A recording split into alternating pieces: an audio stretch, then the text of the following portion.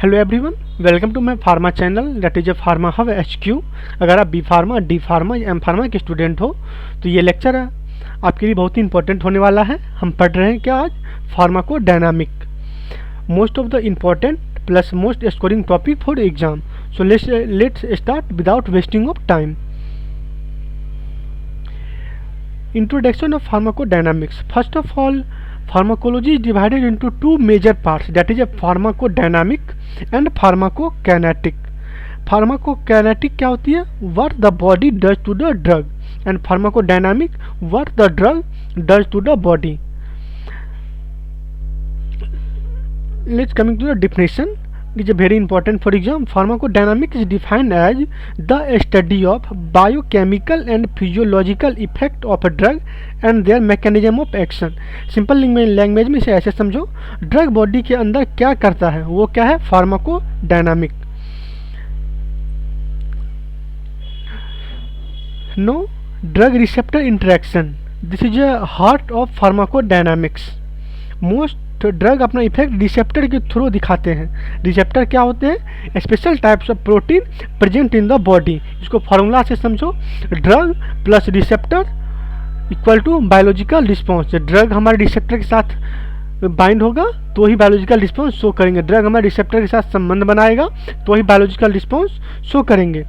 Example, salbutamol binds to beta 2 receptor that causes bronchodilation. इसलिए हम क्या करते हैं, सल्ब्यूटामोल को कहाँ यूज करते हैं? अस्थमा में यूज करते हैं सल्ब्यूटामोल को।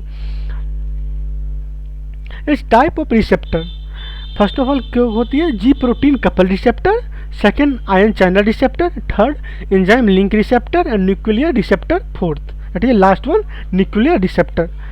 Most of the drug act through receptor. So ये टॉपिक को इंपॉर्टेंट स्किप मत करना, ये टॉपिक इंपॉर्टेंट है, इसको अच्छे से याद कर लेना।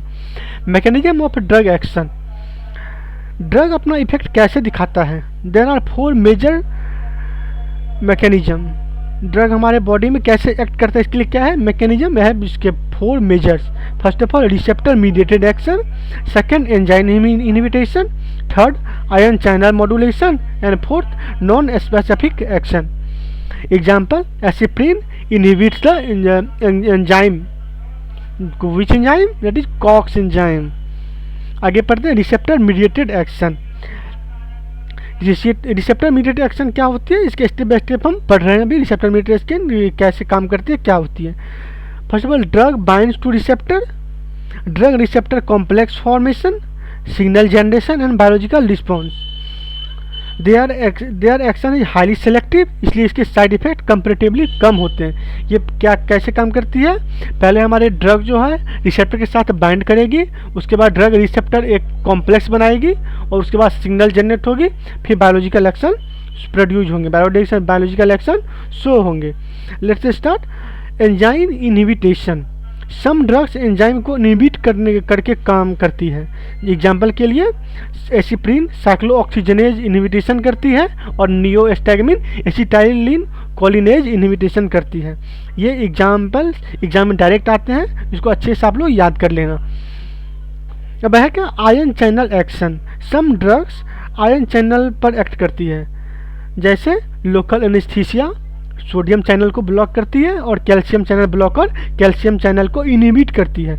आयन फ्लो के चेंज होने से ये क्या करती है, ये ड्रग इफेक्ट प्रोड्यूस करती है। आयन फ्लो एक दूसरे से एक कंपार्टमेंट में दूसरे कंपार्टमेंट में जाते हैं तो फिर ये हमारे जो एक्शन होते हैं ड्रग के वो शो होते हैं।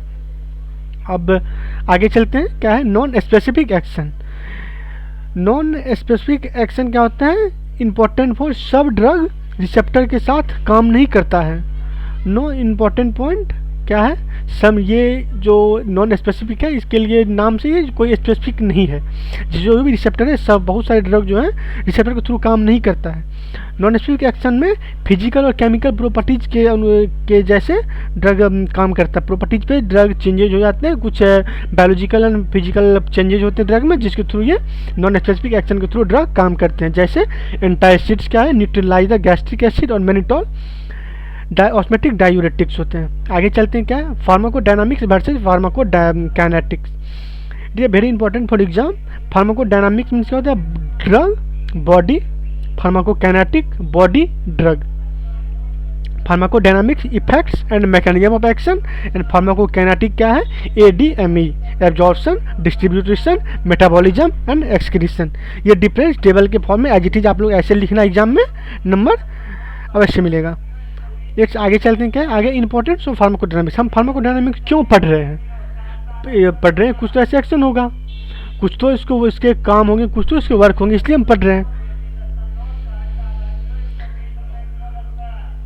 इसके हेल्प करते हैं, help the understand the drug action, dose selection में हेल्प करता है और थेराप्यूटिक एडवर्स इफेक्ट प्रोड्यूस करता है, essential for rational of drug usages, clinical examination के लिए ये इम्पोर्टेंट है। आगे जब जाके आप फार्मा करोगे और फार्माकोलॉजी लोगे तो डोज सिलेक्शन भी फार्माकोडायनामिक्स के थ्रू ही होता है, जो हमारे ऐसे डोज हम सिलेक्ट करेंगे जो हमारे बॉडी में ना टॉक्सिसिटी कॉज हो, ना थेरेप्यूटिक विंडो के बाहर कम हो, थेरेप्यूटिक विंडो के अंदर रहे तो ही हमारे ड्रग बॉडी में इफेक्ट शो करेगी। आगे चलते हैं, क्या है आगे एग्जाम पॉइंट ऑफ व्यू के लिए रिविजन आपको करना है, डिफिनेशन का, ड्रग रिसेप्टर इंटरेक्शन का, मैकेनिज्म ऑफ एक्शन का, एग्जांपल्स और difference between pharmacokinetic and pharmacodynamics का। आगे conclusion, so pharmacodynamics explain how drug work. अगर ये टॉपिक आपको क्लियर हो गया हो तो फार्माकोलॉजी आपका हाफ क्लियर हो जाएगा।